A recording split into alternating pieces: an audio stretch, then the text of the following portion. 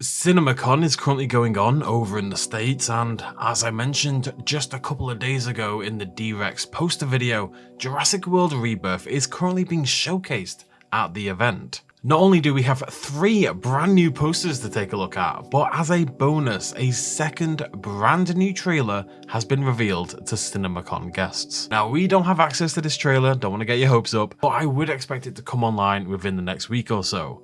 And we do have descriptions of that trailer from several different outlets and some interesting scenes to talk about, to say the least.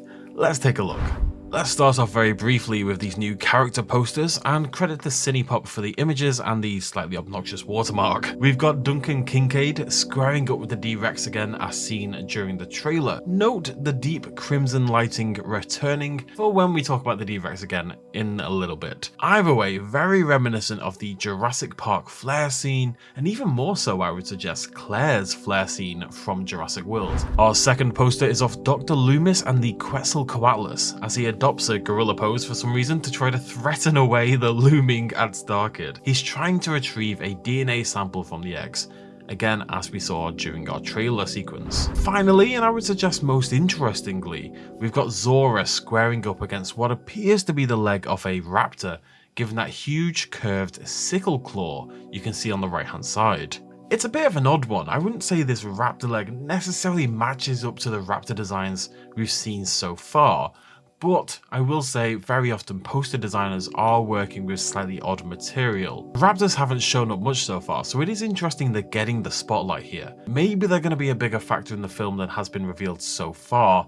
I still think there's some raptor design out there that's being held back from view because it's a little bit different. Again, we'll talk about that during the trailer bit. Also interesting to note that these 3 characters are our main 3 protagonists. Has Rupert Friend's character already been revealed to be a little bit sus? Anyway, onto the trailer. Now, I've read impressions from every source I can find. Before we dig into these, keep in mind that these are not dinosaur people. For example, I've seen about 10 different references already to a baby Triceratops, which I'm 99.9% sure is actually the Aqualops that of course we've seen before. Let's take a look at Variety's write-up first of the brand new trailer because it's the one with the interesting bits. There's a dramatic attempt to steal the eggs of a Quetzalcoatlus that ends in a high-flying race to escape. Okay, that's the same as the trailer. So far so good. Throw in a mosasaur attack that nearly capsizes the boat of a group of researchers and their armed guards. Again, that could be the Mosaspinosaurus scene. I don't think it is. There's no armed guards at that point in the trailer, and I think that's more maybe their escape from the island or a midpoint or something else. I think there's going to be 2 mosasaur scenes. And then there's this line. Add in some kind of mutated dinosaur, the D-Rex, that basically looks like a fire-breathing T-Rex. So as I say, they're talking about the D-Rex here. The words fire-breathing have of course already drawn unfortunate parallels with the fiery, locust-mouthed Giganotosaurus from Jurassic World Dominion. But I've read all the other trailer write-ups and not many of them are mentioning this, so my initial theory is that Variety are either dumb and either they've confused the flare or just the general crimson lighting that I mentioned before for fire breathing, you know, some opportune smoke popping up or something, or they're just suggesting the D-Rex is monstrous like a dragon. Either way, I'm pretty sure it doesn't breathe fire. Editor's note, that's a lie, I don't have an editor. Late in the editing edition that Collider have also said, and I quote, "Oh, and a T-Rex breathes fire." Now they're saying T-Rex are not mutated dinosaurs, so that doesn't align with what Variety said.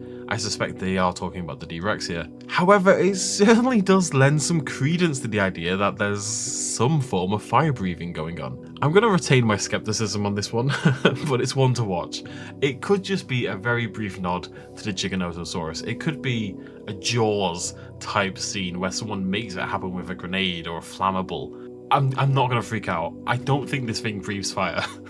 I hope it doesn't breathe fire. Screen Rant mention an alarm going off in the lab and someone getting stuck in a chamber with one of the mutant dinosaurs, which is again the same scene we see in the trailer. There's also a mention of the dinghy scenes and again that mosasaur scene from earlier on. So far, nearly lining up entirely with the trailer as we've seen. There's also a mention of several scenes, in quotes, reminiscent of old films, including one scene in which Scarlett Johansson's character Zora lures a raptor-like dinosaur away from the others, running towards a jeep. Now that's likely what inspired the poster we saw earlier, which sees Zora crouched in front of a jeep with a raptor-like dinosaur. But that's an interesting choice of words. Raptor-like? I haven't talked about this much, but there is a suggestion that there's a second, smaller mutant dinosaur roaming around the island. Perhaps we have our beautiful, wild Jurassic Park 3 style raptors, and then we've got a second breed of raptors that's a little bit more ferocious, a little bit more mutant, basically. The same article also has one more interesting line, which I believe is really the main new thing from the trailer other than the Zora raptor scene. In the island we're heading to, 24 species have survived there alone. So that's a new line from this new trailer. 24, that's a lot of species.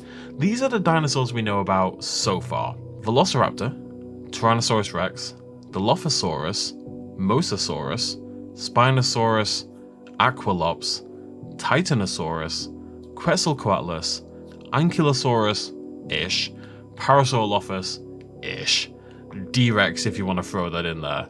Second mutant if you really want to start spreading it around. I wouldn't count either of the mutants. Either way you cut it, that is a maximum of 12. And that's a maximum of half the dinosaurs mentioned in the quote.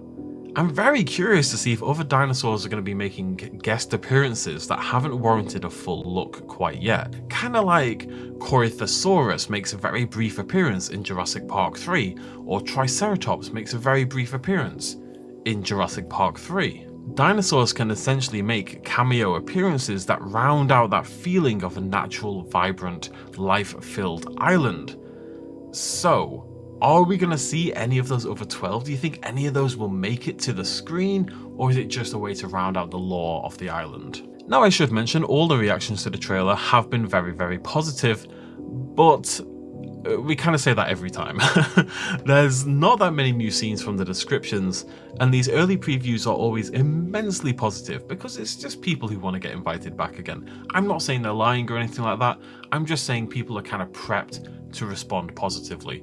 I am quietly optimistic about Jurassic World Rebirth, but I'm not going to look too much into the trailer stuff from people who aren't, they're film people, but they're not Jurassic film people. And I do think that's an important delineation. Either way, it is very late at night. All this news dropped at gone midnight over here in Blighty, so I am gonna get this video done and go to bed. Let me know what you think about the description of the trailer.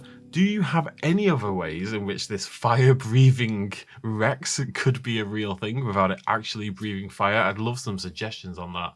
Let me know what you think in the comment section down below, and I'll see you lovely folks very soon. Thanks for joining me. Cheers, as always. Bye-bye.